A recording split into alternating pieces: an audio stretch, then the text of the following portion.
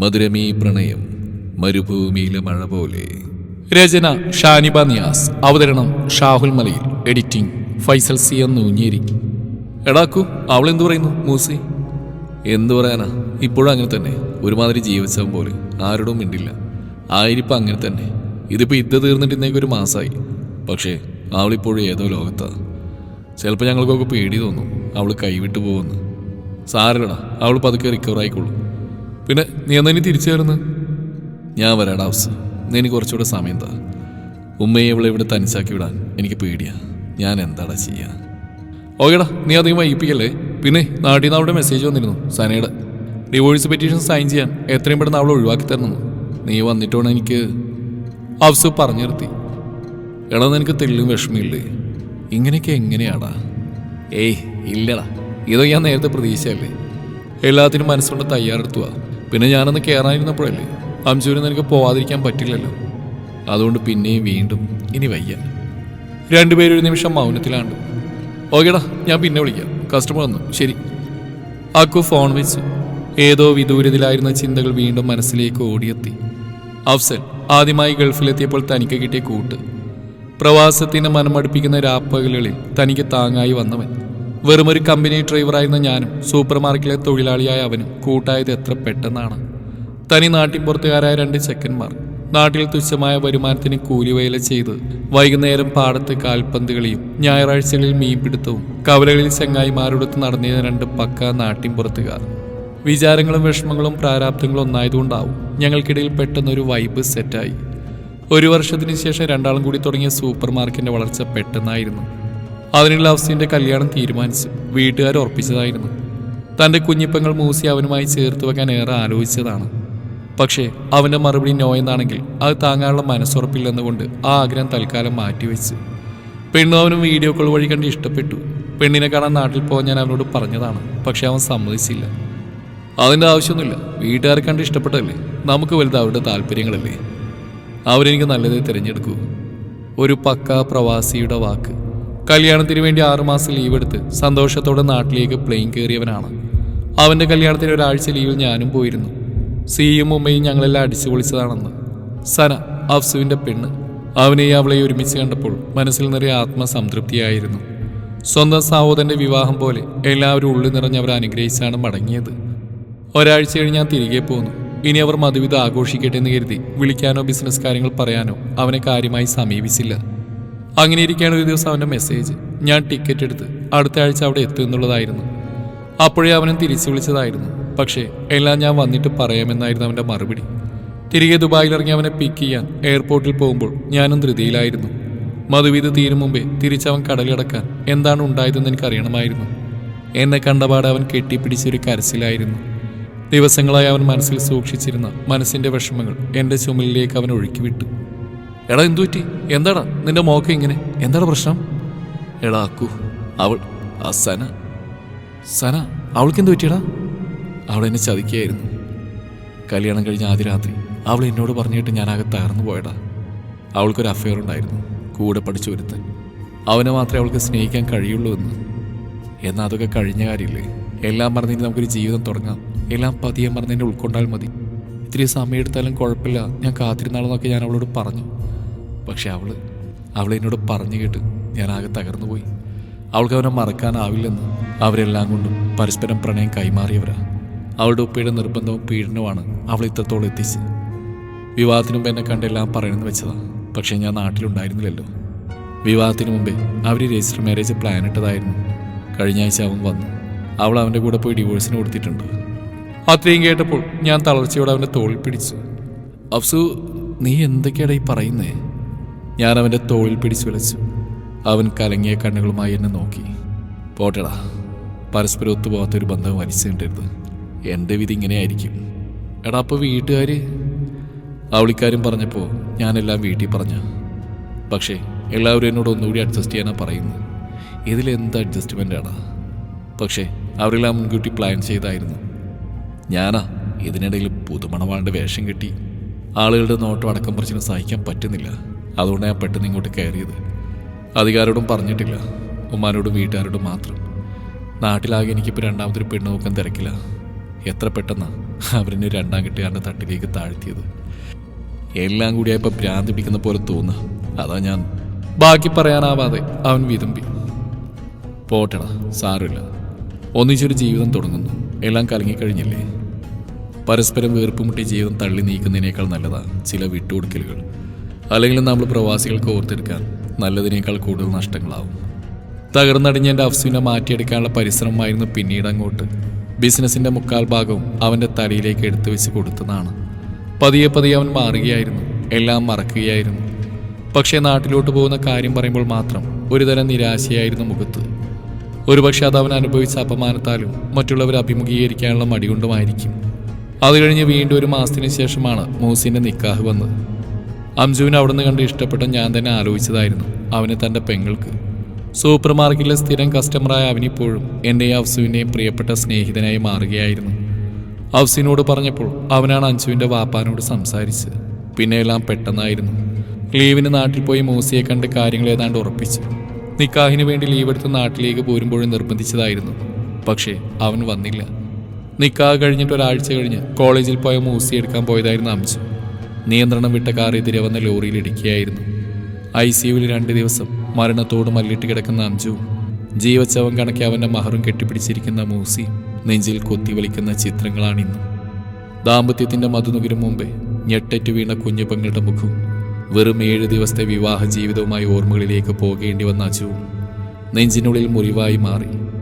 അംജുവിൻ്റെ മരണവിവരമറിഞ്ഞ് അഫ്സു 2 ദിവസത്തെ ലീവ് എടുത്ത് വന്നിരുന്നു. ചേതനയറ്റ അവൻ്റെ ശരീരത്തിന് മുമ്പിലിരിക്കുന്ന മൂസിയുടെ മുഖം പേടിയോടെയാണ് ഞങ്ങളന്ന് നോക്കിക്കണ്ടത്. എല്ലാം ഓർമ്മകളായിട്ട് ഇന്ന് 1 മാസമാവുന്നു. മൂസിയുടെ ഇത്ത തീർന്നു. പക്ഷേ അവൾ ഇപ്പോഴും ഏതോ ഒരു ലോകത്താണ്. തൻ്റെ രാപ്പകലില്ലാത്ത പരിശ്രമം കൊണ്ടും പുറമേ കാണിക്കുന്ന മനോധൈര്യം കൊണ്ടും ഒന്ന് നിവർന്നു വന്നു. അക്കു ഓർമ്മകളിൽ നിന്ന് പുറത്തു കിടന്നു. അഫ്സു അവനോട് ഒറ്റക്കാണ്. ഇനിയും നിൽക്കാൻ വയ്യ, പോണം. അവനിനിയും നാട്ടിലേക്ക് വരാതിരിക്കാൻ പറ്റില്ല. ഡിവോഴ്സിൻ്റെ കാര്യങ്ങളെല്ലാം ചെയ്യാനുണ്ട്. കേസും കോടതിയും ഒക്കെയായി പേപ്പേഴ്സ് റെഡിയാവാൻ വൈകി. ഇനിയെങ്കിലും അവനൊന്ന് ഫ്രീ ആവട്ടെ. ഓർമ്മകളെ തനിയെ വിട്ട് അവൻ ഉമ്മയുടെ അടുത്തേക്ക് നടന്നു. ഉമ്മ, അഫ്സു വിളിച്ചിരുന്നു. എനിക്ക് അടുത്ത ആഴ്ച കയറണം. അവൻ അർജൻറ്റായിട്ട് നാട്ടിൽ വരണം. എനിക്ക് പോയേ പറ്റൂ. പക്ഷേ മോനെ, അവള് മൂസി, നീ ഇല്ലാതെ എനിക്ക് പേടിയാടാ. ഞാനും അവളും തനിച്ച് ഇവിടെ. പഴയ പോലെ അല്ലല്ലോ. മൂസീനെ ഓർത്ത് എനിക്കൊരു സമാധാനമില്ല. ഇല്ല ഉമ്മ, ഒന്നും സംഭവിക്കില്ല. ഇതിപ്പോൾ എത്രയായി ഞാൻ അവളോട് സംസാരിക്കാം. അവളെ പറഞ്ഞ് മനസ്സിലാക്കാം. അവൻ മൂസിയുടെ അടുത്തേക്ക് നടന്നു. പാതി ചാരി വെച്ച റൂമിൻ്റെ വാതിൽ അവൻ തുറന്നു. അവിടെ ജനലിനരികിൽ പുറത്തെ ചാറ്റൽ മഴയും നോക്കിക്കൊണ്ട് മൂസി നിൽപ്പുണ്ടായിരുന്നു. മൂസി, അവൻ അടുത്തേക്ക് ചെന്ന് അവളുടെ തോളിലൂടെ കൈയിട്ട് പിടിച്ചു. നീ എന്താ മോളെ ഇങ്ങനെ? ഇത് എത്രയാന്ന് വെച്ചിട്ടാടി? മതി, ഇനി നമുക്കെല്ലാം മറക്കാം. അംജു, അവനില്ലെന്ന് സത്യമായിട്ട് നമ്മൾ പൊരുത്തപ്പെട്ടാൽ മതിയാവും. സത്യത്തിൽ നിന്നെ കാണുമ്പോൾ ഞങ്ങൾക്കെല്ലാം പേടിയാവുകയാ മോളെ. ഉമ്മയോ ആകെ തളർന്നിരിക്കുക. നോക്ക്, എനിക്ക് അടുത്ത ആഴ്ച പോകണം. ഇനിയും പോയില്ലെങ്കിൽ എല്ലാം കയ്യിൽ നിന്ന് പോവും. പക്ഷേ ഈ രൂപത്തിൽ നിന്നെയും ഉമ്മാനെയും വിട്ട് ഞാൻ എങ്ങനെയാടി? മൂസി, നീ മാറണേ മോളെ. എനിക്കെൻ്റെ ആ പഴയ മൂസിയെ വേണം. നാളെ മുതൽ നീ കോളേജിൽ പോകണം. നിർത്തിവെച്ചെല്ലാം പതിയെ തുടരണം. ഒരുപക്ഷെ നമ്മുടെ അംജുവിൻ്റെ സന്തോഷം അതായിരിക്കില്ലേടി? നീ എന്തെങ്കിലും ഒന്ന് പറയടി. മൂസി അക്കുവിനെ കെട്ടിപ്പിടിച്ച് പൊട്ടിക്കരഞ്ഞു. അവൻ അവളുടെ തലയിൽ തലോടി ആശ്വസിപ്പിച്ചുകൊണ്ടിരുന്നു. പിറ്റേന്ന് നേരം പുലർന്നപ്പോൾ അക്കു കണ്ടത് കോളേജിലേക്ക് പോകാനൊരുങ്ങുന്ന മൂസിയാണ്. ഇക്കാക്ക, ഞാൻ കോളേജിലേക്ക്. ഇനി ഇവിടെ ഒതുങ്ങിക്കൂടി ഇക്കാക്ക പറയും പോലെ എനിക്കാകെ ഭ്രാന്ത് പിടിച്ചു പോകും. പിന്നെ നിങ്ങളെല്ലാവരും എന്നെ ഓർത്ത് ഇത്ര വിഷമിക്കുന്നുണ്ടെന്ന് എനിക്കറിയാം. ഞാൻ പതിയെ നമ്മുടെ പഴയ മൂസി ആയിക്കോളാം. പക്ഷേ എല്ലാം മറക്കാൻ നിങ്ങൾ ആരും എന്നോട് പറയരുത്. കുറച്ചു കാലമേ ഒന്നിച്ച് കഴിഞ്ഞുള്ളൂ എങ്കിലും ഞാനൊരു ഭാര്യയായിരുന്നു. അതും പറഞ്ഞ് അവൾ ഇറങ്ങി. അടുത്ത ആഴ്ച അക്കു പോവാനിറങ്ങി. മൂസി മോളെ, പഴയതൊന്നും മറക്കണമെന്ന് ഞാൻ പറയില്ല. പക്ഷെ നമ്മുടെ ഉമ്മാനെ ഏൽപ്പിച്ചു പോവാൻ എനിക്ക് വേറെ ആരുമില്ലടി. നന്നായി പഠിക്കണം. ഇപ്പം അതുമാത്രം ആലോചിച്ചാൽ മതി. അവന് യാത്ര പറഞ്ഞിറങ്ങി. അവനെ കൊണ്ടുപോകാൻ അഫ്സു എത്തിയിരുന്നു. കണ്ടപാടെ പരസ്പരം കെട്ടിപ്പിടിച്ചെന്ന് 2 പേരും കുറേ നേരം. എടാ മൂസി, അവളെന്ത് പറയുന്നു? കുഴപ്പമില്ല, ഓക്കെ ആയിട്ട് വരുന്നുണ്ട്. എടാ, ഇനി എന്താ നിൻ്റെ പ്ലാന്? പോണം, പേപ്പേഴ്സ് സൈൻ ചെയ്ത് ഉമ്മാനെ കണ്ട് ഒരാഴ്ചയ്ക്ക് ശേഷം തിരികെ. പിന്നെ ഈ 2 ദിവസം കഴിഞ്ഞാണ് അഫ്സു നാട്ടിലേക്ക് പ്ലെയിൻ കയറിയത്. കയറിപ്പോകാൻ നേരം അവൻ അക്കുവിൻ്റെ കൈ പിടിച്ചു. എടാ, എനിക്കൊരു കാര്യം പറയാനുണ്ട്. ഞാൻ വന്നിട്ട് പറയാം. അന്നും നീ എൻ്റെ കൂടെ വേണം. ദാ ഇതുപോലെ. യാത്രയിലുടനീളം കലുഷിതമായിരുന്ന അഫ്സുവിൻ്റെ മനസ്സ്. അക്കുവിൻ്റെ മുമ്പിൽ അത് തുറന്നു കാണിക്കാതെ പിടിച്ച് ശ്വാസം മുട്ടുകയായിരുന്നു അവൻ. ഡിവോഴ്സിൻ്റെ കാര്യം മാത്രമല്ലായിരുന്നു അപ്പോൾ അവൻ്റെ മനസ്സിലുണ്ടായിരുന്നു. മൂസി, തൻ്റെ പ്രിയപ്പെട്ട കൂട്ടുകാരൻ, അക്കുവിൻ്റെ പുന്നാര പെങ്ങൾ. തട്ടത്തിനുള്ളിലെ പുഞ്ചിരിക്കുന്ന കുഞ്ഞുമുഖം ഒരു നോവോട് അവൻ്റെ മനസ്സിൽ ഓടിയെത്തി. തൻ്റെ പ്രിയപ്പെട്ട കൂട്ടുകാരന് പ്രിയപ്പെട്ട ഉമ്മയെയും കുഞ്ഞിപ്പെങ്ങളെയും പറ്റി പറയാൻ 100 നാവായിരുന്നു. അവൻ എന്തൊക്കെ സംസാരിച്ചാലും പലപ്പോഴും അവസാനം ചെന്നെത്താറുള്ളത് ഈ 2 വ്യക്തികളിലായിരുന്നു. ഞങ്ങൾ രണ്ടുപേരും ചേർന്ന് ഷോപ്പൊക്കെ തുടങ്ങിയ ശേഷം പാർട്ണർമാരെക്കാൾ ഉപരി വലിയ ആത്മാർത്ഥ ബന്ധമായിരുന്നു അവരുമായിട്ട്. അവൻ്റെ സംസാരത്തിൽ നിന്നും കയറി വരുന്ന ഒരു അതിഥിയായിരുന്നു അവൻ്റെ പെങ്ങൾ മൂസി. ആള് +2 ഒക്കെ കഴിഞ്ഞ് കോളേജിൽ ചേർന്നു. അവൾ എനിക്കെന്നും കുട്ടിയായിരുന്നു. ഇക്കാക്കയും പെണ്ണും തമ്മിലുള്ള കളിയും ചിരിയും അടിയുമെല്ലാം പലപ്പോഴും ഫോണിൻ്റെ അതിർവരമ്പുകൾ ഭേദിച്ച് എനിക്ക് കൂടി കേൾക്കാമായിരുന്നു. പലപ്പോഴും അവർക്കിടയിലുള്ള വഴക്കും കളിയും ചിരിയും എന്നിലേക്കും അറിയാതെ ഒഴുകിയെത്തുമായിരുന്നു. അവൻ്റെ ലോകം അവൻ്റെ ഉമ്മയും അവളും മാത്രമായിരുന്നു. നാട്ടിൽ നിന്ന് ഉമ്മ അവളുടെ കുറുമ്പുകൾ അവനോട് വിളമ്പുമ്പോൾ പലപ്പോഴും അവൾ എന്നെയായിരുന്നു കൂട്ടുപിടിച്ചിരുന്നത്. അവർ 3 പേരുമായുള്ള ആ ലോകത്ത് ഫോണിലൂടെയാണെങ്കിൽ ഇടയ്ക്കൊക്കെ ഞാനും വിരുന്നുകാരനാവാറുണ്ട്. വീഡിയോ കോൾ ചെയ്യുന്ന സമയത്ത് അവൻ്റെ ഉമ്മാനോട് എന്തെങ്കിലും സംസാരിക്കുമെങ്കിലും അവളെ ഞാൻ കാണാറില്ലായിരുന്നു. ശബ്ദം കൊണ്ട് വായാടിയായി, അഫ്സുക്ക നിങ്ങൾ ഇക്കാക്കാനൊന്ന് പറയൂ എന്ന് പെണ്ണ് പലപ്പോഴും എൻ്റെ സഹായം ചോദിക്കാറുണ്ടായിരുന്നു. എന്നാൽ ഒരിക്കൽ പോലും അവൾ നേരിട്ട് കണ്ടിട്ടില്ലായിരുന്നു എന്നായിരുന്നു മറ്റൊരു രസം. 1-2 തവണ അവൻ ഉമ്മാൻ്റെയും പെങ്ങളുടെയും ഫോട്ടോ കാണിച്ചു തന്നിട്ടുണ്ടായിരുന്നു. പിന്നെ എപ്പോഴൊക്കെയോ ഫോണിൽ സെറ്റ് ചെയ്തിരിക്കുന്ന അവൻ്റെ വാൾപേപ്പറിലേക്ക് ഇടയ്ക്കിടെ എൻ്റെ കണ്ണ് പോകുന്നതായിരുന്നു എൻ്റെ മനസ്സ് കാണിച്ച ആദ്യ കള്ളലക്ഷണം. അക്കുവിൻ്റെ തോളിലൂടെ കയ്യും ചുറ്റി വെളുത്ത പല്ലും മുഴുക്കി കാട്ടിച്ചിരിക്കുന്നൊരു പെണ്ണ്. ചുറ്റിവെച്ച ഹിജാബിനുള്ളിൽ നിന്നും പൂനിലാവ് ഒഴുകുന്ന പോലെ ഒരു മുഖം. മൂസിന, തൻ്റെ ഉറ്റത്തോടെ എൻ്റെ ജീവനായ അനിയത്തി. ഷോപ്പിൽ ഫോൺ വെച്ച് അവൻ പുറത്തു പോകുന്ന സമയമൊക്കെ അതിലേക്ക് നോക്കിയിരിക്കലായിരുന്നു തൻ്റെ മെയിൻ പണി. പാടില്ല എന്ന് മനസ്സിനെ 1000 ആവർത്തി പഠിപ്പിച്ചിട്ടും ഉള്ളിൻ്റെ ഉള്ളിൽ പ്രണയം പൂവിട്ട് തുടങ്ങുകയായിരുന്നു. പക്ഷേ അത് അവനോട് തുറന്നു പറയാനാവാതെ വിങ്ങിയ നാളുകൾ. പവിത്രമായ ഞങ്ങളുടെ ഈ കൂട്ടുകെട്ടിനും ഒന്നായി ഒറ്റ മനസ്സോടെ ഞങ്ങൾ കെട്ടിപ്പൊക്കിയ മരുഭൂമിയിലെ ഈ സംരംഭത്തിനും വിള്ളൽ വീഴുമോ എന്ന പേടി അത് വീണ്ടും വീണ്ടും അവനിൽ നിന്ന് എന്നെ മറച്ചു പിടിപ്പിക്കാൻ പ്രേരിപ്പിച്ചു. അന്നേരമാണ് നാട്ടിൽ തനിക്കും കല്യാണാലോചന ചൂടുപിടിക്കുന്നത്.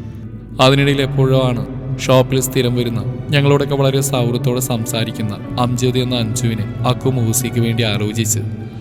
അവൻ തന്നെയാണ് അത് എന്നോട് പറഞ്ഞത്. എന്തു പറയണമെന്നറിയാതെ ഉഴറിയ നാളുകളായിരുന്നു. ആരോരും അറിയാതെ ഉള്ളിൽ കൊണ്ടുനടന്ന തൻ്റെ പ്രണയത്തേക്കാൾ വലുതാണ് അക്കു എന്ന തൻ്റെ സൗഹൃദം എന്ന് തീരുമാനിച്ചതും ഞാൻ തന്നെയായിരുന്നു. ശരിക്കും അതിൽ നിന്നുള്ളൊരു ഒളിച്ചോട്ടമായിരുന്നു സനയുമായുള്ള വിവാഹം. എല്ലാം മറക്കാൻ വേറൊരു വിവാഹം അത്യാവശ്യമാണെന്നൊരു തോന്നലായിരുന്നു. പവിത്രമായ എൻ്റെ സൗഹൃദം തകരാതെ സൂക്ഷിക്കാൻ ഞാൻ തന്നെ തിരഞ്ഞെടുത്ത മാർഗം. പിന്നെ എല്ലാം വീട്ടുകാർക്ക് വിട്ടുകൊടുത്തു. നാട്ടിൽ പോയി പെണ്ണ് കാണാൻ അക്കുവിനോട് കുറേ പറഞ്ഞതാണ്, പക്ഷെ പോയില്ല. എല്ലാം വീട്ടുകാർ ചെയ്യട്ടെ എന്ന് വെച്ചു. പിന്നെ അങ്ങോട്ട് പതിയെ മനസ്സിനെ പറഞ്ഞു പഠിപ്പിക്കാനുള്ള പരിശ്രമത്തിലായിരുന്നു. എൻ്റെ നിക്കാഹിൻ്റെ അന്നാണ് മൂസിയെ ഞാൻ ആദ്യമായി കാണുന്നത്. റിസപ്ഷൻ്റെ അന്ന് അവൻ്റെയും ഉമ്മയുടെയും കൂടെ വന്ന മൂസിയെ കണ്ണെടുക്കാതെ ഒരു നിമിഷം നോക്കി നിന്നതും നേരാണ്. പക്ഷേ ഫോണിലൂടെയുള്ള അടുപ്പമോ പരിചയമോ ഒന്നും അവൾക്കില്ലായിരുന്നു. അടുത്ത് വന്ന് മനോഹരമായൊരു ചിരി സമ്മാനിച്ച് അവൾ സംസാരിച്ചെന്ന് അത്രയും സനയോടായിരുന്നു. മുന്നോട്ടുള്ള ജീവിതയാത്രയിൽ എപ്പോഴെങ്കിലും തൻ്റെ പ്രിയതമയോട് പറഞ്ഞ് ചിരിക്കാനുള്ളൊരു അധ്യായമാവുകയായിരുന്നു അന്നു മുതൽ എനിക്കവൾ. പക്ഷേ വിധി പിന്നെയും എന്നെ ഇട്ട് കളിപ്പിക്കുകയാണെന്നറിഞ്ഞത് പിന്നീടാണ്. അന്ന് രാത്രിയിൽ സന പറഞ്ഞ കാര്യങ്ങൾ മനസ്സിനെ ചുട്ടുനീറ്റിയെങ്കിലും എല്ലാം മറക്കാനും പൊറുക്കാനും ഞാൻ അവളോട് പറഞ്ഞതാ. പക്ഷേ അവിടെ അവളും കൈവിട്ടു. അല്ലെങ്കിലും ശരീരം കൊണ്ടും മനസ്സുകൊണ്ടും ഒന്നായവരെ ഞാൻ എന്തിൻ്റെ പേരിലാണ് അകറ്റുന്നതെന്ന് തോന്നിപ്പോയി. കാരണം അത്രമേൽ പ്രിയപ്പെട്ട ഒന്ന് നഷ്ടപ്പെടുത്തിയതിൻ്റെ വേദന ഞാനും ഒരിക്കൽ അറിഞ്ഞതല്ലേ. പിന്നെ അവിടെ നിന്നൊരു ഒളിച്ചോട്ടമായിരുന്നു വീണ്ടും പ്രവാസത്തിലേക്ക്. നാട് തന്നതൊക്കെ നഷ്ടങ്ങളാണെന്നും പ്രവാസമാണ് ഒരു അഭയമെന്നും പലപ്പോഴും തോന്നിപ്പോയി. പിന്നെ അക്കു വീണ്ടും നാട്ടിൽ വരുന്ന അവളുടെ നിക്കാഹിനായിരുന്നു. അവൻ എന്നെയും കുറെ നാട്ടിലേക്ക് ക്ഷണിച്ചു. പക്ഷേ ഞാൻ മനസ്സിലൊളിപ്പിച്ച എൻ്റെ പറക്കമിറ്റാത്ത പ്രണയത്തെ അവൻ അറിയില്ലല്ലോ. നാട്ടിൽ നിന്ന് അഞ്ജുവും അക്കുവിൻ്റെ ഉമ്മയെല്ലാവരും നിർബന്ധിച്ച് ഞാനെല്ലാം സ്നേഹപൂർവ്വം നിരസിച്ചു. പക്ഷേ ആ ഒരാൾ മാത്രം എന്നെ വിളിക്കാത്തതിനാലാണ് ഞാൻ ഏറെ അത്ഭുതപ്പെട്ടത്. മൂസി, അവൾ മാത്രം എന്നെ ക്ഷണിച്ചില്ല. നിക്കാഹിനെക്കുറിച്ച് ഒരുപാട് കിനാവുകൾ കണ്ട് പുതുജീവിതത്തിലേക്ക് കയറുന്ന അവളെ ആത്മാർത്ഥമായി അനുഗ്രഹിക്കുകയായിരുന്നു ഞാനും. ചൂടുകാറ്റേറ്റ് മണൽത്തരികൾ തളർന്നുറങ്ങുന്ന ഈ മരുഭൂമിയിൽ അന്നൊക്കെയും ഞാൻ ഒഴുകിയ കണ്ണുനീർ, തികച്ചും ഒറ്റപ്പെടലിൻ്റെ ദിവസങ്ങൾ. അംജുവിൻ്റെ മഹറണിഞ്ഞു നിൽക്കുന്ന മൂസി. അന്ന് അക്കുവിൻ്റെ മൊബൈൽ വാൾപേപ്പറിൽ കണ്ട അത്രയും ചിരിയൊന്നുമില്ലെങ്കിലും മനോഹരിയായിരുന്നു അവൾ. അംജു തന്നെയാണ് നിക്കാഹിൻ്റെ ഫോട്ടോസൊക്കെ അയച്ചു തന്ന്. കണ്ണീരണിഞ്ഞൊരു ചിരിയോടെയാണ് എല്ലാം കണ്ടു തീർത്തത്. തുടക്കത്തിലെ പൊട്ടിപ്പിളർന്നു പോയ എൻ്റെ ദാമ്പത്യം പോലെ ആവില്ലേ എന്ന് അന്നേരം പ്രാർത്ഥിച്ചതാണ്. വിമാനം ലാൻഡിങ്ങിന് ഒരുങ്ങിയാണെന്ന് അറിയിപ്പ് വന്നപ്പോഴാണ് അഫ്സൽ കണ്ണു തുറന്ന്. നിറഞ്ഞു തുളുമ്പിയ കണ്ണുനീർ താഴോട്ട് ഇറങ്ങിയപ്പോഴാണ് അവൻ ഇതുവരെയും കരയുകയാണെന്ന് മനസ്സിലാക്കിയത്. എയർപോർട്ടിൽ നേരെ പോയത് കുടുംബ കോടതിയിലേക്കാണ്. കുറച്ചു കാലമായി മുതുകിലേറ്റിരുന്ന ബാണ്ട് കെട്ട് ഓർമ്മകളുടെ കാണാക്കായങ്ങളിലേക്ക് എറിയാനുള്ള ധൃതിയായിരുന്നു അവനിൽ അന്നേരം. അവിടെ സനയ അവനും ഉണ്ടായിരുന്നു. ഡിവോഴ്സ് പെറ്റീഷൻ സൈൻ ചെയ്ത് കൈകൊടുത്ത് പിരിയുമ്പോൾ തന്നെ നന്ദിയോടെ നോക്കിയ സനക്കും കൂട്ടുകാരനും അതിമനോഹരമായൊരു ചിരി സമ്മാനിച്ച് അവൻ ഇറങ്ങി. ഇനി നേരെ വീട്ടിലേക്ക്. ആർക്കും അറിയില്ല ഞാനിന്ന് വരുന്ന വിവരം. അല്ലെങ്കിൽ അവിടെ തന്നെ കാത്തിരിക്കാൻ ആരുമില്ലല്ലോ, ഉമ്മയല്ലാതെ. ബാക്കിയെല്ലാവർക്കും ഞാൻ കെട്ടിയോളെ കാമുവിനൊപ്പം പോകാൻ സഹായിച്ചവനല്ലേ, കെട്ടിയവണിനെ നിലക്ക് നിർത്താൻ അറിയാത്തവനല്ലേ. അഫ്സു സ്വയം ഒന്ന് ചിരിച്ചു. വീട്ടിലെത്തി. എല്ലാവരുടെയും മുറുമുറുക്കും അടക്കം പറച്ചിലും കേൾക്കാം. അതിൽ ഭൂരിഭാഗവും വിരൽ ചൂണ്ടുന്നു എൻ്റെ രണ്ടാം കെട്ടിലേക്കാണ്. അന്ന് പുലരിവോളം ഉമ്മാൻ്റെ മടിയിൽ തലവെച്ച് സുഖമായിട്ട് ഉറങ്ങി, ഒരു കൊച്ചുകുട്ടിയെ പോലെ ഒന്നിനും ചെവി കൊടുക്കാതെ. പിറ്റേന്ന് നേരെ പോയത് അംശുവിൻ്റെ വീട്ടിലേക്കാണ്. അവിടെ അവൻ്റെ ഉമ്മയും ഉപ്പയും ഉണ്ടായിരുന്നു.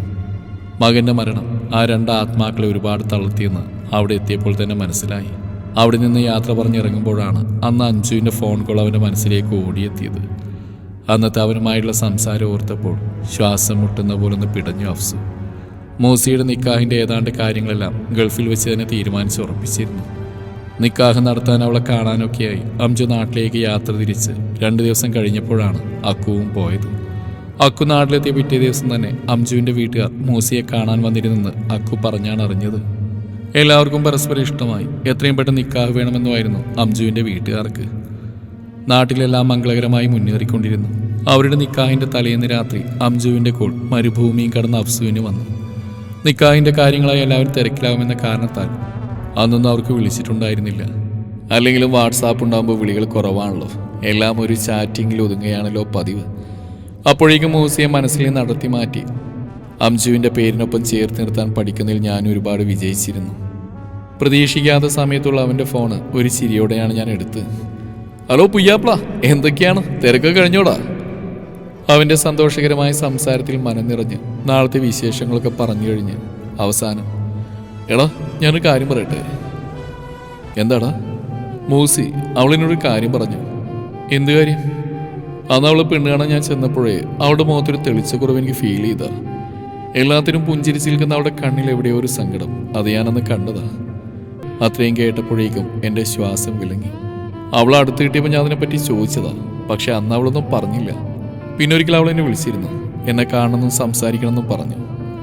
ഒന്നും മിണ്ടാതെ കേട്ട് നിൽക്കുകയാണ് അഫ്സു. അന്ന് അവൾ എന്നോട് പറഞ്ഞു, ആരോടും പറയാതെ ആരും അറിയാതെ അവളുടെ ഉള്ളിലുണ്ടായിരുന്ന ഇഷ്ടത്തെക്കുറിച്ച്. പാടില്ല എന്ന് മനസ്സെത്ര പറഞ്ഞിട്ടും ഹൃദയം കുരുക്കിലാക്കിയ തൻ്റെ പ്രണയത്തെക്കുറിച്ച്. അത് നീയായിരുന്നു അഫ്സു. അംജു! അതൊരലർച്ചയായിരുന്നു. നീ എന്താടാ പറയുന്നത്? നിനക്ക് പോലെ ബോധമുണ്ടോ?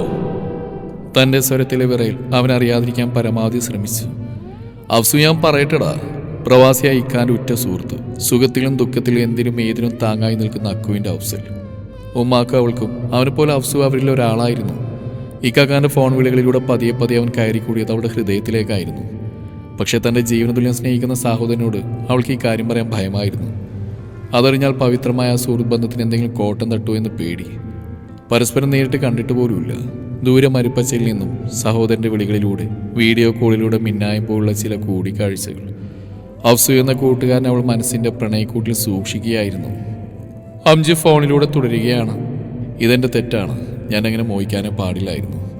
സ്വന്തം സഹോദരനെ പോലെ കാണേണ്ടവനെ. പിന്നെയാണ് സനയുമായിട്ടുള്ള അഫ്സുവിൻ്റെ നിക്കാഹ് അറിയുന്നത്.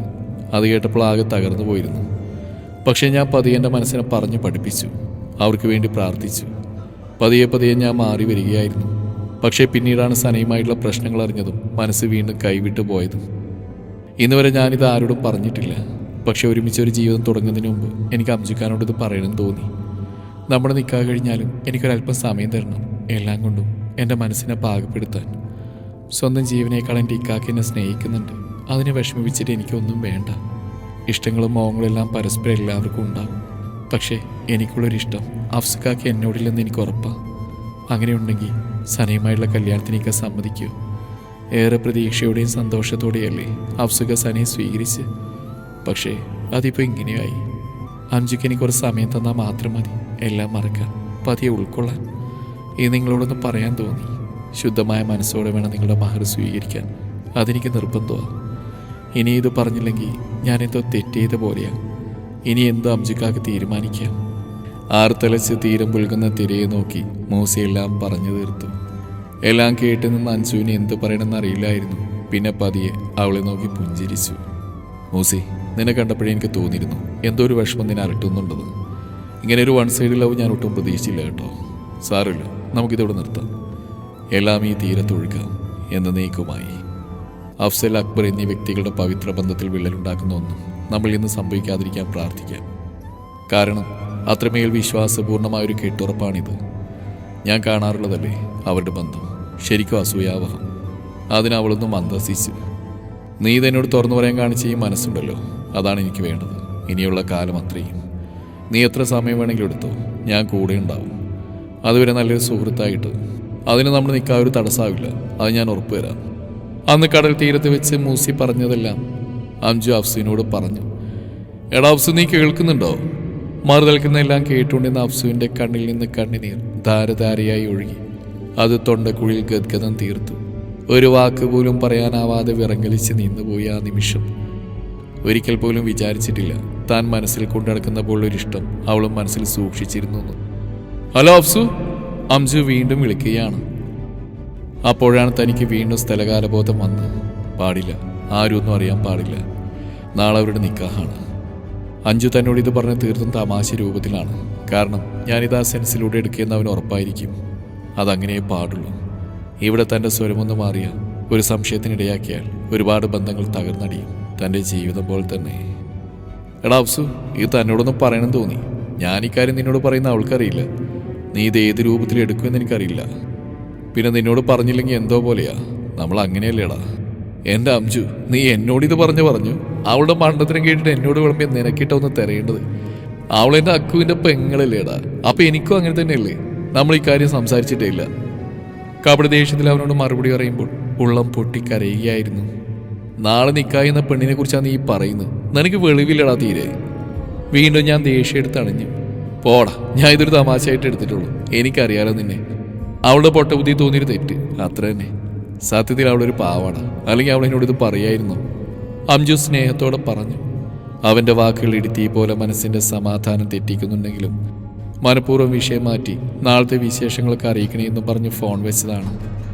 ഫോൺ ബെഡിലേക്ക് എറിഞ്ഞ് തലയിണയിൽ മുഖം പൂഴ്ത്തി പൊട്ടിക്കരഞ്ഞുപോയി. പരസ്പരം അറിയിക്കാതെ പോയ നഷ്ടപ്രണയം വീണ്ടും ഹൃദയം കീറി മുറിച്ചു. പിറ്റേ ദിവസം നിക്കാഹിൻ്റെ ഫോട്ടോകളെല്ലാം കണ്ടിരുന്നു. പിന്നെ അങ്ങോട്ട് അവൾ അജുവിൻ്റേതാണെന്ന് മനസ്സിൽ അടിവരയിട്ട് ഉറപ്പിച്ചു. പിന്നെ ഒരിക്കലും അവന് വിളിച്ചിട്ടില്ല. മനഃപൂർവ്വം ഒഴിഞ്ഞു മാറി. വിശേഷങ്ങളും കാര്യങ്ങളൊക്കെ അക്കുവിൽ നിന്നറിഞ്ഞു. അങ്ങനെ ഒരാഴ്ച കടന്നുപോയി. കഴിഞ്ഞു പോയത് അത്രയും മറക്കാൻ വീണ്ടും ഷോപ്പിലെ തിരക്കുകളിലേക്ക് മനഃപൂർവ്വം ഇറങ്ങുകയായിരുന്നു. അന്നൊരു ദിവസം തിരക്കിനിടയിലാണ് നാട്ടിൽ നിന്നും അക്കുവിൻ്റെ ഫോൺ വരുന്നത്. വെള്ളിടി പോലെ ആ വാർത്ത മനസ്സും ശരീരവും ഒരുപോലെ മരവിപ്പിച്ചിരുന്നു. അഞ്ജു, അവൻ മൂസിയെ കോളേജിൽ നിന്ന് എടുക്കാനിറങ്ങുമ്പോൾ നിയന്ത്രണം വിട്ടെതിരെ വന്ന ലോറിയിൽ. ആ നിമിഷം മനസ്സിലൂടെ മിന്നി പറഞ്ഞത് മൂസിയുടെ മുഖമായിരുന്നു. ഒന്നും മറക്കാൻ വിധി വീണ്ടും സമ്മതിക്കാത്തതുപോലെ. വാർത്ത കേട്ടപ്പോൾ തന്നെ നാട്ടിലേക്ക് കയറി. തികച്ചും പേടിപ്പെടുത്തുന്ന 2 ദിവസങ്ങളായിരുന്നു. 3-ാം ദിവസം തിരിച്ച് ഗൾഫിലേക്ക് തന്നെ. പിന്നെ നാട്ടിലോട്ട് വരുന്ന ഇപ്പോഴാണ്. കണ്ണിലെ നീർക്കുമിളകൾ വീണ്ടും കാഴ്ച മറച്ച് തുടങ്ങിയപ്പോൾ അഫ്സു കൈകൊണ്ട് മുഖം തുടച്ചു. മൂസിയുടെ കോളേജിന് മുന്നിൽ വണ്ടി നിന്നു. ഇനി പോകും മുന്നേ അവളെയും കൂടി ഒന്ന് കാണണം, സംസാരിക്കണം. അംജുവിൻ്റെ വീട്ടിൽ നിന്ന് ഇറങ്ങുമ്പോഴേ തീരുമാനിച്ചതാണ്. അതിനിടയിലാണ് വീണ്ടും പഴയ ഓർമ്മകൾ കടന്നു വന്നത്. കോളേജിൽ നിന്നും പെർമിഷൻ വാങ്ങി വിസിറ്റിംഗ് റൂമിൽ കാത്തിരുന്നു. അടുത്തടുത്ത് വരുന്ന കാലടി ശബ്ദം കേട്ടാണ് മുഖം ഉയർത്തിയത്. മൂസി ഒരു പർദ്ദയാണ് വേഷം. ഒരു സ്കാർഫ് തലയിൽ ചുറ്റി വെച്ചിട്ടുണ്ട്. അക്കുവിൻ്റെ വാൾപേപ്പറിലും അംജുവിൻ്റെ കൂടെ നിക്കാഹിൻ്റെ ഫോട്ടോയിലും കണ്ട തെളിച്ചം തെല്ലുപോലുമില്ല മുഖത്ത്. അഫ്സുക്ക, അവൾ പതിയെ വിളിച്ചു. നാട്ടിലെത്തിയ നിക്കാഹ് പറഞ്ഞിരുന്നു. എപ്പോഴാണ് എത്തിയേ? ഞാനിന്നലെ രാവിലെ. അവനൊന്ന് ചിരിച്ചു. ഞാൻ ഉമ്മാനെ കാണാൻ വീട്ടിൽ പോയായിരുന്നു. നീ വീണ്ടും കോളേജിൽ പോയി തുടങ്ങി നക്കു പറഞ്ഞിരുന്നു. ഇനിയിപ്പോൾ ക്ലാസ് കഴിയാറായില്ലേ? ഞാൻ വീട്ടിലേക്കാ, നമുക്കൊന്നിച്ചിറങ്ങാം. അവൾ മെല്ലെ തലയാട്ടി. തിരികെ ബാഗും എടുത്ത് അവൾ താഴെ കാത്തുനിന്നവൻ്റെ അടുത്തേക്ക് നടന്നു. വണ്ടിയിൽ കയറി. യാത്ര തിരിക്കുമ്പോൾ രണ്ടാളും മൗനത്തിലായിരുന്നു. അഫ്സുക്ക, വന്ന കാര്യം എന്തായി? അവൾ പതിയെ ചോദിച്ചു. അതെല്ലാം ഓക്കെ ആയി. വന്ന പാടുന്നില്ല, അതിൻ്റെ തിരക്കിലായിരുന്നു. അവള് സന വന്നിരുന്നോ? അവൾ പതിയാണ് ചോദിക്കുന്നത്. അവനൊന്ന് മൂളി. അവള് മാത്രമല്ല, അവനുണ്ടായിരുന്നു കൂടെ. മ്യൂച്വൽ ഡിവോഴ്സ് അല്ലേ, പെട്ടെന്ന് ശരിയാവും. പുഞ്ചിരിയോടെയാണ് അഫ്സു അത് പറഞ്ഞത്. എല്ലാ ഉള്ളിലൊതുക്കി എന്തിനാ അഫ്സുക്ക് എങ്ങനെ ചിരിക്കുന്നത്? മൂസി അറിയാതെ ചോദിച്ചു പോയി. പെട്ടെന്നാണ് വണ്ടിയെന്ന് അവൾ ശ്രദ്ധിച്ച്. വാ ഇറങ്ങ്, എനിക്കല്പം സംസാരിക്കാനുണ്ട്.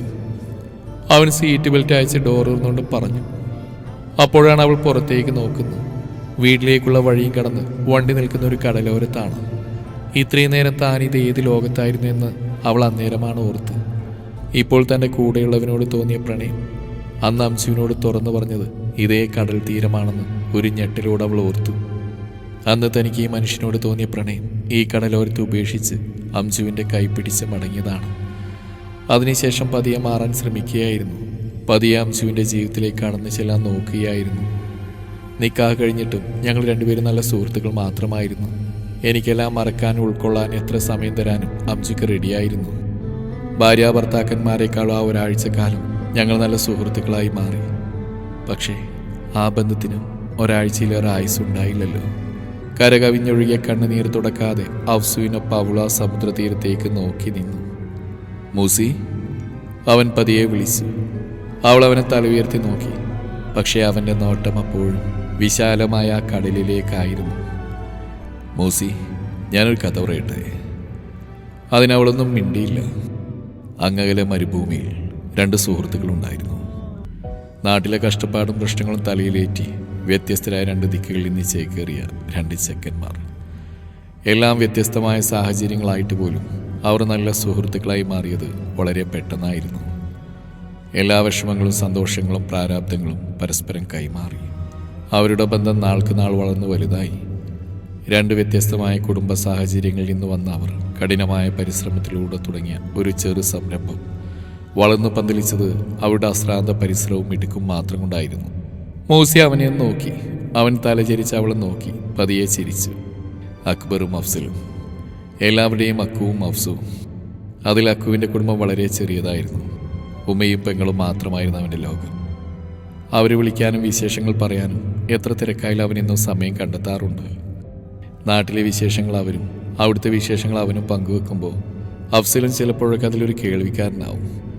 കുറുമ്പിയായ അവൻ്റെ പെങ്ങളുടെ പരിഭവങ്ങളും പരാതികളും കേട്ടിരിക്കാനും തല്ലുകൂടാനും അവൻ എപ്പോഴും സമയം ഉണ്ടാക്കാറുണ്ടായിരുന്നു. പതിയെ പതിയെ അഫ്സു അവരിലൊരാളാവാറുണ്ടായിരുന്നു. ഉമ്മയെയും പെങ്ങളെയും പറയാൻ അവന് 100 നാവായിരുന്നു. അവനെക്കുറിച്ച് കേട്ട് കേട്ട് കുസൃതിക്കാരിയായ വായാടിയായ അവൻ്റെ പെങ്ങൾ പതിയെ അഫ്സുവിൻ്റെ മനസ്സിലേക്ക് ചേക്കേറുകയായിരുന്നു. നേരിട്ടൊരിക്കലും കണ്ടിട്ട് പോലുമില്ലാത്ത അവളുടെ പരിഭവങ്ങളും പരാതികളും പറഞ്ഞ സ്വരം അവനിൽ പ്രണയമായി വളരുന്നുണ്ടെന്ന് ഒരു ഞെട്ടലോടെയാണ് അവൻ മനസ്സിലാക്കുന്നത്. പലപ്പോഴും വേണ്ട എന്ന് മനസ്സിനെ തിരുത്താൻ ശ്രമിക്കുമ്പോഴും വളരെ ആഴത്തിൽ അത് വേരൂന്നിക്കൊണ്ട് വളർന്നു. പക്ഷേ ഇക്കാലം അത്രയും ഒരു പോറൽ മേൽക്കാതെ കൊണ്ടു നടന്ന ഞങ്ങളുടെ സൗഹൃദത്തെ അത് ബാധിക്കുമോ എന്ന് പേടി അഫ്സുവിന് അപ്പോഴും ഉണ്ടായിരുന്നു. കേൾക്കാതെ കൊതിക്കുന്ന മനസ്സിനെ കടിഞ്ഞാണിടാൻ അവൻ പലകുറി ശ്രമിച്ചു. ആയിടക്കാണ് കടയിൽ പലപ്പോഴും വരാറുള്ള പയ്യനെ അക്കു കാണുന്നു, പരിചയപ്പെടുന്നു. അവരുമായിട്ട് നല്ല കൂട്ടുമായിരുന്നു അവൻ. അവനുമായിട്ട് സ്വന്തം പെങ്ങളെ വിവാഹാലോചിക്കാൻ അക്കു പറഞ്ഞതും ആദ്യം അഫ്സുവിനോടായിരുന്നു. പക്ഷേ അത് അവനിൽ തീർത്ത നോവ് വളരെ വലുതായിരുന്നു. കാരണം കാലങ്ങളായിട്ടുള്ള ആത്മാർത്ഥ സുഹൃത്തിനെ പറ്റിക്കാൻ അവനാകുമായിരുന്നില്ല. അന്നേരമായിരുന്നു കല്യാണക്കാരി നാട്ടിൽ ചൂടുപിടിക്കുന്നു അവളെ മനസ്സിൽ നിറക്കാൻ അവനതൊരു മാർഗമായി കണ്ടു. അത്രത്തോളം ആ ചെങ്ങാത്തത്തിൽ മായം കലർത്താൻ ആഗ്രഹിച്ചിട്ടില്ലായിരുന്നു. പെണ്ണിനെ ഒന്ന് നേരിട്ട് കാണുക പോലും ചെയ്യാതെയുള്ള കല്യാണം സത്യത്തിൽ അതൊരു ഒളിച്ചോട്ടമായിരുന്നു. ഉള്ളിൻ്റെ ഉള്ളിൽ മുട്ടിട്ട പ്രണയത്തിൽ നിന്നും. അന്ന് അവൻ്റെ കല്യാണത്തിൻ്റെ അന്നാണ് താൻ പ്രണയിച്ചിരുന്ന പെണ്ണിനെ അവൻ നേരിട്ട് കാണുന്നത്. പക്ഷേ ആ കല്യാണം അതിലേറെ വലിയൊരു നാടകമായി വിധി അവനെ 2ാം തട്ടിലേക്ക് തരം താഴ്ത്തി. അഫ്സു ഒരു നെടുവീർപ്പോടെ പറഞ്ഞു നിർത്തി. അഫ്സുക, അഫ്സുക, അഫ്സുക. അവൾ ശ്വാസമെടുക്കാൻ പോലും മറന്നുപോയി. അപ്പോഴും അവൻ്റെ ചുണ്ടിൽ നേർത്തൊരു ചിരിയാണ്. അവൻ തുടർന്നു. ആത്മമിത്രത്തെ നഷ്ടപ്പെടുമോ എന്ന് ഭയന്ന് സ്വന്തം പ്രണയം ഉപേക്ഷിച്ച് വേറൊരു ബന്ധം സ്വീകരിച്ചപ്പോൾ അവൾക്ക് വലുത് അവളുടെ പ്രണയമായിരുന്നു. എന്നെപ്പോലെ തകർന്നടിയുന്ന ബന്ധങ്ങളെ അവൾ ഓർത്തില്ല. കെട്ടുകഴിഞ്ഞൊരു മാസം മുമ്പേ അവൾ അവൻ്റെ കൂടെ പോയി. എല്ലാം മറക്കാൻ വേണ്ടി അവൻ വീണ്ടും പ്ലെയിൻ കയറി. എല്ലാം നഷ്ടപ്പെട്ട് അവനെ സ്വീകരിക്കാനും പരിചരിക്കാനും അവിടെ അക്കു മാത്രമേ ഉണ്ടായിരുന്നുള്ളൂ. പിന്നെ അക്കുവിൻ്റെ പെങ്ങളുടെ കല്യാണം നിശ്ചയിച്ചു. കല്യാണം കൂടെ എല്ലാവരും നാട്ടിലേക്ക് പോയി. എല്ലാവരും അഫ്സലിനെ ക്ഷണിച്ചിരുന്നു. പക്ഷെ അവൾ മാത്രം അവനോടൊന്നും പറയുകയോ വിളിക്കുകയോ ചെയ്തില്ല. ഫോണിലൂടെ ഇക്കാക്കാനോട് കലവില പറയുന്നത് ഞാൻ കേട്ടിരിക്കുന്നുണ്ടെന്ന് അറിയാമായിരുന്നു. എന്നോട് അവളൊന്നും പറഞ്ഞില്ല എന്നത് എനിക്കൊരു അത്ഭുതമായിരുന്നു. അവൻ പറഞ്ഞു നിർത്തി മൂസിയെ നോക്കി. വിതുമ്പുന്ന ചുണ്ടുകൾ കടിച്ചു പിടിച്ച് അവനെ നോക്കി കരയുകയാണവൾ. എന്നാലും അവൻ പ്രാർത്ഥിച്ചിരുന്നു അവൾക്ക് വേണ്ടി, എൻ്റെ ജീവിതം പോലെ ആക്കില്ലേ എന്ന്. പക്ഷേ അവിടെ നിക്കാഹിൻ്റെ തലേന്നാണ് അറിയുന്നത് അവൾക്കും അങ്ങനെ ഒരു ഇഷ്ടം അവനോട് ഉണ്ടായിരുന്നു എന്ന്. ജീവൻ്റെ ജീവനായി കാക്കയുടെ പ്രാണനായ അഫ്സുവിനോട്. പക്ഷേ അഫ്സുവിനെ പോലെ തന്നെ അവൾക്കും ഭയമായിരുന്നു അവൾക്ക് അവനോടുള്ള പ്രണയം തുറന്നു പറയാൻ. അത്രയും കേട്ട് മൂസി ഒരു ഞെട്ടലോട് അവനെ നോക്കി. പിന്നെ കൈകൾ കൊണ്ട് മുഖം കുത്തി ആ മണ്ണിലേക്ക് ഉയർന്നിരുന്നു പോയി. മൂസി, എന്നോട് അംശു എല്ലാം പറഞ്ഞിരുന്നു. അവളൊന്ന് തേങ്ങിപ്പോയി. വീണ്ടും അവർക്കിടയിൽ മൗനം തളം കിട്ടി. മൂസി കേട്ടൊന്നും വിശ്വസിക്കാനാവാതെ കരകാണാ കടലിലേക്ക് കണ്ണു നട്ടിരുന്നു. മൂസി, ഏറെ നേരത്തെ മൗനത്തിന് ശേഷം അവൻ വിളിച്ചു. അന്ന് അംശുവിന് വേണ്ടി നീ ഉപേക്ഷിച്ച പ്രണയം ഒരിക്കൽ കൂടി നീ പൊടി തട്ടിയെടുക്കാമോ? നിന്റെ മനസ്സിൽ എന്നോട് തോന്നിയ പ്രണയം അവസാനിച്ചിട്ടില്ലെന്ന് ഞാൻ വിശ്വസിച്ചോട്ടെ. നമ്മൾ പരസ്പരം പറയാതെ കൊണ്ടു നടന്ന പ്രണയം ആത്മാർത്ഥമായിരുന്നു. അഞ്ജു അതിൻ്റെ ഒരു നിയോഗമായിരുന്നെന്ന് ഞാൻ ആശ്വസിച്ചോട്ടെ. എനിക്കൊരു മറുപടി തരാൻ കഴിയുമോ നിനക്ക്? അതിനവളൊന്നും മിണ്ടിയില്ല. ദൂരെ അസ്തമയ സൂര്യൻ്റെ ചുവപ്പിനടുത്ത് കണ്ണി ചിമ്മി കാണിച്ച് അംജു ചിരിക്കുന്നുണ്ടെന്ന് തോന്നിപ്പോയി അവൾക്ക്. നാളെ ഞാൻ തിരിച്ച് ദുബായിലേക്ക് പോകും. അവിടെ വെച്ച് ഞാൻ അക്കുവിനോട് സംസാരിച്ചോളാം. ഇനിയും എല്ലാ നഷ്ടങ്ങളാക്കി മാറ്റാൻ എനിക്ക് വയ്യടി. പ്രവാസത്തിൻ്റെ മനമടുപ്പിക്കുന്ന ചൂടിൽ വല്ലാതെ ഒരുങ്ങിത്തീരുമ്പോൾ ഒരു കുളിർ കാറ്റായി തഴുകാൻ, ഒരു പ്രണയമഴയാവാൻ എനിക്ക് ഇതും കൂടി വേണം. ഞാൻ വരും അക്കുവിൻ്റെ സമ്മതത്തോടെ. അതുവരെ കാത്തിരിക്കുമോ നീ? അവൻ സമ്മതിക്കുന്ന എനിക്ക് ഉറപ്പാണ്. കാരണം എനിക്കിപ്പോൾ വിശ്വാസമുണ്ട്. ഒരിക്കൽ എന്നെക്കാൾ നീ എന്നെ സ്നേഹിച്ചിരുന്നല്ലോ. ചാലിട്ടൊഴുകിയ കണ്ണുനീർ തുടക്കുകയല്ലാതെ അവളൊന്നും പ്രതികരിച്ചില്ല. തിരിച്ചവളെയും കൊണ്ട് വീട്ടിലേക്ക് പോകുമ്പോൾ രണ്ടാളും തികഞ്ഞ മൗനത്തിലായിരുന്നു. മൂസി, വണ്ടിയിൽ നിന്നിറങ്ങുമ്പോൾ അവൻ വിളിച്ചു. നാളെ രാവിലെ ആ ഫ്ലൈറ്റ്, എനിക്ക് വേണ്ടി പ്രാർത്ഥിക്കണം. അവനൊന്ന് പുഞ്ചിരിച്ചു. അവളൊന്നും മിണ്ടാതെ അകത്തേക്ക് കയറിപ്പോയി. ഉമ്മർ തന്നെ ഉണ്ടായിരുന്നു. അവൻ വണ്ടിയിൽ നിന്നിറങ്ങി അകത്തേക്ക് കയറി. കുറച്ചു നേരം ഉമ്മയോട് സംസാരിച്ച് പോവാനിറങ്ങി. അവളെ നോക്കി, പക്ഷെ അവിടെയെങ്ങും കണ്ടില്ല. എന്നാ ഞാൻ ഇറങ്ങട്ടെ ഉമ്മ. പിന്നെ ഇനി അക്കു വിളിക്കുമ്പോൾ ഉമ്മയുടെ ഒരു കാര്യം പറയാനുണ്ടാവും. ഉമ്മ പൂർണ്ണ മനസ്സോടെ സമ്മതിച്ചേക്കണേ. അവൻ കണ്ണു ചിമ്മി കാണിച്ചു. തിരികെ വണ്ടിയിൽ കയറുമ്പോൾ പിന്തിരിഞ്ഞു നോക്കി. അവിടെയൊന്നും അവളെ കണ്ടില്ല. വണ്ടി തിരിച്ചപ്പോൾ കണ്ണാടിയിലൂടെ കണ്ണീരണിഞ്ഞ രണ്ട് ഉണ്ടക്കണ്ണുകൾ അവനെ നോക്കുന്നത് വ്യക്തമായി കണ്ടവൻ. നിറഞ്ഞു വന്ന കണ്ണുനീർ കൈകൊണ്ട് തുടച്ച് അവൻ വണ്ടി മുന്നോട്ടെടുത്തു. തിരിച്ചുള്ള യാത്രയിൽ അംസുവിൻ്റെ വീട്ടിൽ നിന്ന് ഇറങ്ങാൻ നേരം അവൻ്റെ ഉമ്മ പറഞ്ഞ വാക്കുകൾ ചെവിയിൽ മുഴങ്ങി. അഫ്സു മോനെ, എൻ്റെ മോൻ പോയി. ഇപ്പോൾ ഒറ്റക്കായത് മൂസി മോള. അഞ്ജുവിന് വലിയ കാര്യമായിരുന്നു മോളെ. മോൻക്ക് എൻ്റെ ജീവിതത്തിലേക്ക് മോളെ കൂട്ടിക്കൂടെ? ഒരു കണക്കിന് നിങ്ങൾ രണ്ടാളും നഷ്ടങ്ങൾ അറിഞ്ഞവർ തന്നെയല്ലേ. ഇനി അവളെങ്ങനെ കാണാൻ വയ്യടാ. നീ നല്ലോണം ഒന്ന് ആലോചിച്ച് നോക്ക്. അവൻ അതും ആലോചിച്ചൊന്ന് വിശ്വസിച്ചു. പിറ്റേന്ന് രാവിലെ വീട്ടിൽ നിന്നിറങ്ങി. അന്ന് രാത്രി എൻ്റെ ഉമ്മയോടെല്ലാം പറഞ്ഞിരുന്നു. ഒരു കഥ പോലെ, പ്രണയവും നൊമ്പരവും സൗഹൃദവും എല്ലാം അടങ്ങിയൊരു കഥ. ഫ്ലൈറ്റ് ഇറങ്ങിയപ്പോഴേ കണ്ടു കാത്തു നിൽക്കുന്ന അക്കുവിനെ. ഒരു നിമിഷം അവനെ തന്നെ നോക്കി നിന്നുപോയി. അവൻ അടുത്തു വന്ന് കെട്ടിപ്പിടിച്ചു. പോയ കാര്യം ഉഷാറായില്ലടാ? അവൻ ചോദിച്ചു. അഫ്സു ചിരിച്ചുകൊണ്ട് തലയാട്ടി. പതിവിലും തിളക്കമുണ്ട് അവൻ്റെ മുഖത്ത് നിന്ന് അക്കുവിന് തോന്നിപ്പോയി. റൂമിലെത്തി ഫ്രഷ് ആയിട്ടൊന്ന് ഉറങ്ങും, അപ്പോഴേക്കും ഞാൻ വരാം. അവന് റൂമിൽ വിട്ട് അക്കു ഷോപ്പിലേക്ക് പോയി. പക്ഷെ ഫ്രഷായി വന്ന അഫ്സുവിനൊന്നും ഉറങ്ങാനായില്ല. വല്ലാത്തൊരു പരവേശം. നാട്ടിൽ നിന്ന് കെട്ടിപ്പെറുക്കി കൊണ്ടുവന്ന ധൈര്യമെല്ലാം അവനെ കണ്ടപ്പോഴേ ചോർന്നു പോയി. പക്ഷെ ഇനിയൊന്നും പറയാതിരുന്നാൽ എല്ലാം നഷ്ടങ്ങളായി മാറും ഭാവിയിൽ. അവൻ വേഗം അക്കുവിനെ കാണാൻ ഷോപ്പിലേക്ക് ഇറങ്ങി. നീ എന്താ കിടന്നില്ലേ? അക്കു കണ്ട മാത്രം ചോദിച്ചു. ഇല്ലടാ, കിടന്നിട്ട് ഉറക്കം വരുന്നില്ല. എന്താടാ, നിനക്ക് എന്നോട് എന്തെങ്കിലും പറയാനുണ്ടോ? നീ വാ, നമുക്കൊന്ന് കറങ്ങിയിട്ട് വരാം. രണ്ടാളും ബീച്ച് റോഡിൽ വണ്ടി സൈഡാക്കി ഇറങ്ങി. ഇനി പറ, എന്താ നിന്റെ പ്രശ്നം? നിനക്കെന്താ പറയാനുള്ളത്? എടാ, അത് നിന്റെ മൂസി ഞാൻ കെട്ടിക്കോട്ടെ. കണ്ണടച്ചു പിടിച്ചാണ് അഫ്സദ് ചോദിച്ചത്. കാരണം അന്നേരം അക്കുവിൻ്റെ മുഖത്തുണ്ടാവുന്ന താല്പര്യമില്ലായ്മയാണെങ്കിൽ അത് കാണാനുള്ള ധൈര്യം അവനില്ലായിരുന്നു. മറുപടിയൊന്നും ഇല്ലാതെയായപ്പോൾ പതിയെ കണ്ണു തുറന്നു നോക്കി. എന്നിട്ട് അവൻ്റെ മുഖത്തേക്ക് നോക്കാനാവുന്നില്ല. പെട്ടെന്നാണ് അക്കു വന്ന് അവനെ കെട്ടിപ്പിടിച്ചത്. കാറ്റിന് പോലും കടന്നു ചെല്ലാനാവാത്ത വിധം അവൻ ഇറുകെ പുണർന്നു. അവിടെ നിക്കാഹ് കഴിയോളം നീ എവിടെയായിരുന്നടാ പുല്ലേ? നിനക്കിത് കുറച്ച് നേരത്തെ ചോദിച്ചുകൂടായിരുന്നടാ മോനെ? ഞാൻ എത്ര ആഗ്രഹിച്ചിരുന്നെന്നോ എൻ്റെ മൂസിക്ക് നിന്നെ. പക്ഷേ എനിക്കത് നിന്നോട് ചോദിക്കാനുള്ള ധൈര്യമില്ലായിരുന്നടാ. നിന്റെ മറുപടി നോന്നാണെങ്കിൽ പിന്നെ നമ്മുടെ ഫ്രണ്ട്ഷിപ്പ് അതിലൊരു വര വീഴുന്നത് പോലും എനിക്ക് സഹിക്കില്ല. അത് പേടിച്ചിട്ടാടാ ഞാൻ മിണ്ടാണ്ടിരുന്ന്. അക്കുവിനെ പറഞ്ഞു മുഴുമിക്കാൻ കഴിയുന്നുണ്ടായിരുന്നില്ല. ഒരു നിമിഷം രണ്ടാളും ശാന്തമായ തിരകളെ പുൽകുന്ന കടലിനെ നോക്കി നിന്നു. ഡാ, നീ ഇത് അവളോട് എന്നോടുള്ള സഹതാപത്തിന്റെ പുറത്താണോ? ഒരു നിമിഷത്തെ മൗനത്തിന് ശേഷം അക്കു ചോദിച്ചു. അതിന് അഫ്സ നന്നായിട്ടും ചിരിച്ചു. അല്ലേടാ, എനിക്ക് അവളെ ഭയങ്കര ഇഷ്ടമായിരുന്നു. ആദ്യം നിന്റെ വാക്കുകളിലൂടെ, പിന്നീട് ഫോൺ വിളികളിലൂടെ മനസ്സിനെ പല ആവർത്തി തടുത്തിട്ടും നിൽക്കാതെ. പക്ഷെ അങ്ങനെ ഒരു ഇഷ്ടം നിനക്കും അവൾക്കും ഇല്ലാതെ എനിക്ക് തുറന്നു പറയാൻ ഭയമായിരുന്നു. കാരണം എനിക്ക് മറ്റെന്തിനേക്കാളും വലുതായിരുന്നടാ നീ. പിന്നെ എല്ലാം വിധിക്ക് വിട്ടു. പക്ഷേ നിക്കായിൻ്റെ തലേന്ന് അഞ്ചുവാണ് എന്നോട് പറഞ്ഞ് അവൾക്ക് ഇങ്ങനൊരു ഇഷ്ടം ഉണ്ടായിരുന്നെന്ന്. പക്ഷെ അവൾ അത് മറച്ചു വെച്ചു. കാരണം അവൾക്ക് വലുത് നീയായിരുന്നു. അവൾ കാരണം നിന്റെ ഏറ്റവും വലിയ സൗഹൃദം തകരുമോ എന്ന ഭയം. അക്കു വിശ്വാസം വരാതെ അഫ്സുവിനെ നോക്കി. അവൻ കണ്ണീരോടെ തലയാട്ടി കാണിച്ചു. അവസാനം എല്ലാം ഇത്രത്തോളം എത്തി. അംജു എല്ലാത്തിനൊരു നിമിത്തമായ പോലെ. അഫ്സു അക്കുവിൻ്റെ കയ്യിൽ പിടിച്ചു. ഞാൻ അവളോട് സംസാരിച്ചിരുന്നു. എൻ്റെ മനസ്സ് അവൾക്ക് മുമ്പിൽ തുറന്നിട്ടാണ് ഞാൻ വരുന്നത്. അവൾ തിരിച്ചൊന്നും പറഞ്ഞിട്ടില്ല. അവൾ ആലോചിക്കട്ടെ, സമയമെടുത്ത്. കാരണം എൻ്റെ ജീവിതത്തിൽ നിന്ന് സ്ഥാനം ഇറങ്ങിപ്പോയാൽ അത്ര എളുപ്പമാവില്ല അവൾക്ക് അംജുവിനെ ഇറക്കി വിടാൻ. കുറച്ചു കാലം മാത്രമേ ഒന്നിച്ചുവെങ്കിലും അംജു അവൾക്കിന്ന് നല്ലൊരു പാതിയായിരുന്നു. അതെനിക്ക് മനസ്സിലാക്കാൻ കഴിയും. ഞാൻ കാത്തിരുന്നോളാം, എത്ര വേണമെങ്കിലും. എൻ്റെ കൂടെ നീ ഉണ്ടായാൽ മാത്രം മതി. നമ്മുടെ ഈ സൗഹൃദം ഉണ്ടായാൽ മതി. എല്ലാം ശരിയാവും, അല്ലേടാ? അന്നേരം അക്കുവിലും കണ്ണീരണിഞ്ഞൊരു ചിരി വിടർന്നു. അവൾ വരൂടാ, എൻ്റെ പഴയ മൂസിയായിട്ട്. നമ്മുടെ സൗഹൃദം തകരുമോ എന്ന് ഭയപ്പെട്ട് അവൾ ഒളിപ്പിച്ച പ്രണയം വീണ്ടും തളിർക്കട്ടെ. അംജു അവൾക്ക് നല്ലൊരു സുഹൃത്തായിരുന്നു എന്ന് അവൾ മനസ്സിനെ പറഞ്ഞ് പഠിപ്പിക്കട്ടെ. എല്ലാം പെയ്തു വരുമ്പോൾ നമുക്ക് പോകണം വീണ്ടും നാട്ടിലോട്ട്. അക്കു അകലേക്ക് നോയിക്കൊണ്ട് പറഞ്ഞു. അതുവരെ മരുഭൂമിയിൽ പെയ്ത മഴ പോലെ ഈ പ്രണയം നിന്റെ മനസ്സിനെയും തണുപ്പിക്കട്ടെ.